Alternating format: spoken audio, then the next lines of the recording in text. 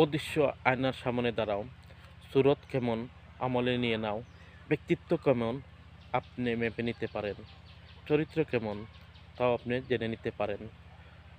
কত রং পাল্টে যাবে কিন্তু চরিত্র পাল্টাবে না।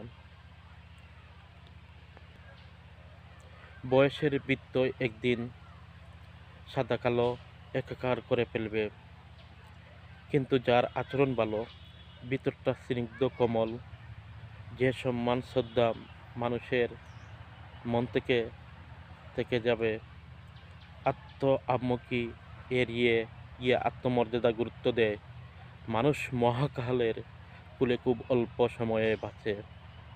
বাছার খালে মনে পড়ে তাকে থেকে না, লেজ মাথা দিলে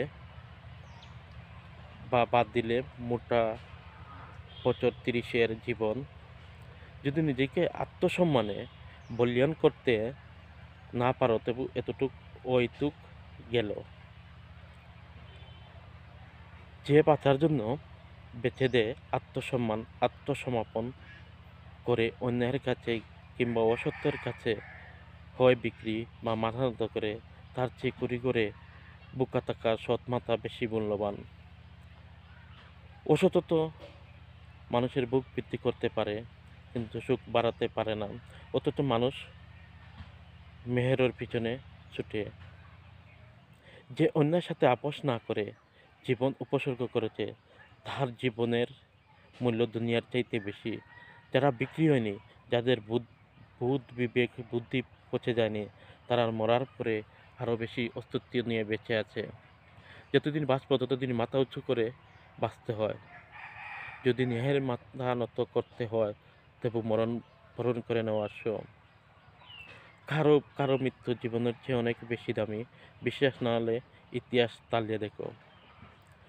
আপনার যদি আত্মসম্মানবোধ মর্যাদা না থাকে তাহলে আপনি মরে শান্তি পাবেন না। তাই জীবনে আত্মসম্মানবোধ সম্মান নিয়ে বেঁচে থাকুন। সমাজে উঁচু হয়ে কথা বলুন, কখনো অন্যের সাথে আপোষ করতে যাবেন না।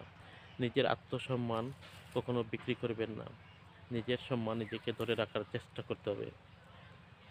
এর চেয়ে কুড়ি করে অনেক টাকা বলা, দুই বেলা দুমুঠো ভাত খেয়ে নিজের সম্মানের দিকে আপনাকে বেঁচে থাকতে হবে। সম্মান অনেক মূল্যবান জিনিস, একবার চলে গেলে আর ফিরে পাবেন না। তাই আপনি জীবনে চলতে গেলে অবশ্যই আপনাকে সম্মান নিজেদের সহিত চলতে হবে এবং মর্যাদা রক্ষা করে চলতে হবে। সমাজে ন্যায়ের পথে থাকতে হবে, মাথা উঁচু করে কথা বলতে হবে সমাজকে দিয়ে যাওয়ার জন্য।